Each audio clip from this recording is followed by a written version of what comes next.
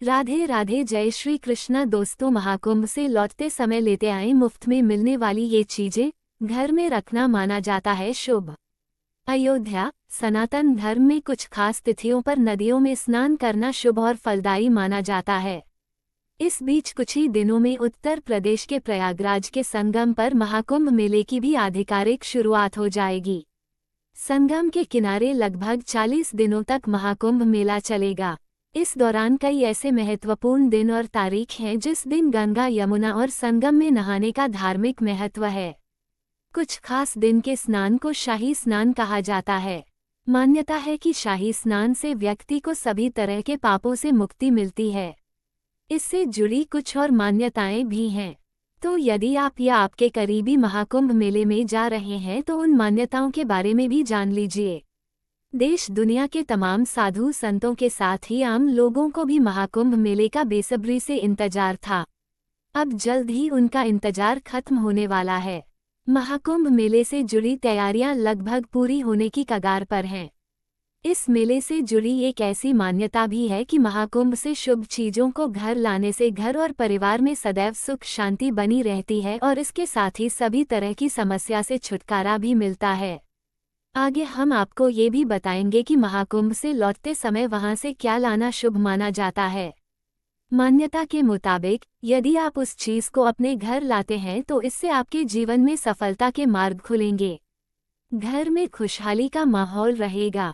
प्रयागराज से मिट्टी लाना बेहद शुभ माना जाता है।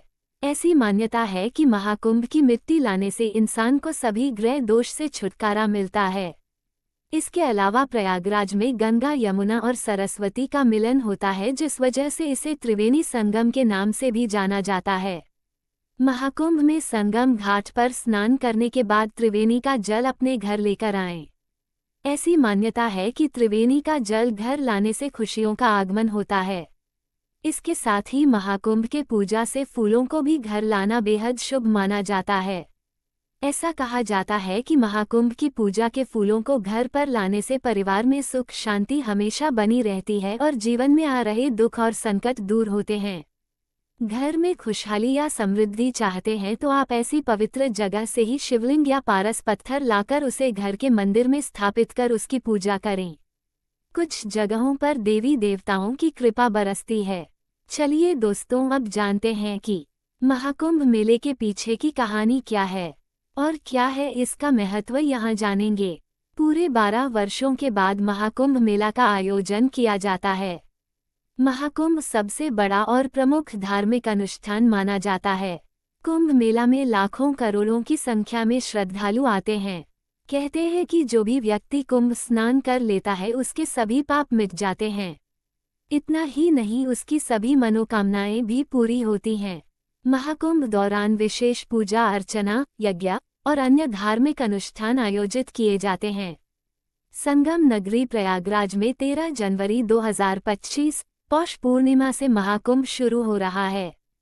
तो चलिए अब जानते हैं कि महाकुंभ मेले के पीछे की कहानी क्या है। साथ ही जानेंगे महाकुंभ का धार्मिक महत्व, महाकुंभ से जुड़ी पौराणिक कथा।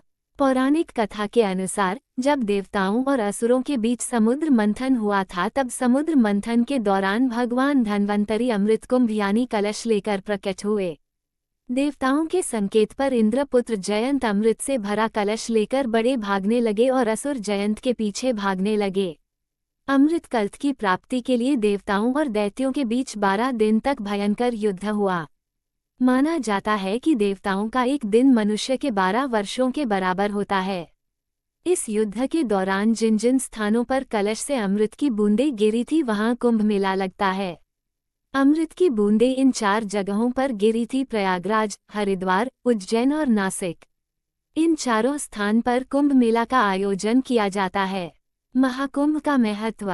महाकुंभ में स्नान करने से व्यक्ति के सभी पाप धुल जाते हैं।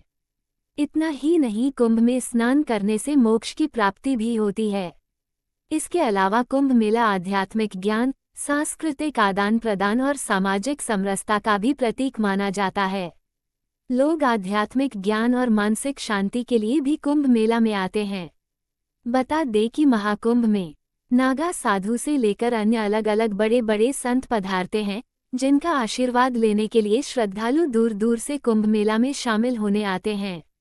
दोस्तों, ये थी आज की वीडियो। आपको हमारी दी गई जानकारी अच्छी लगी हो तो वीडियो को लाइक करें, चैनल को सब्सक्राइब करें, कमेंट में जय श्री राधे कृष्णा लिखना ना भूले। राधे राधे दोस्तों।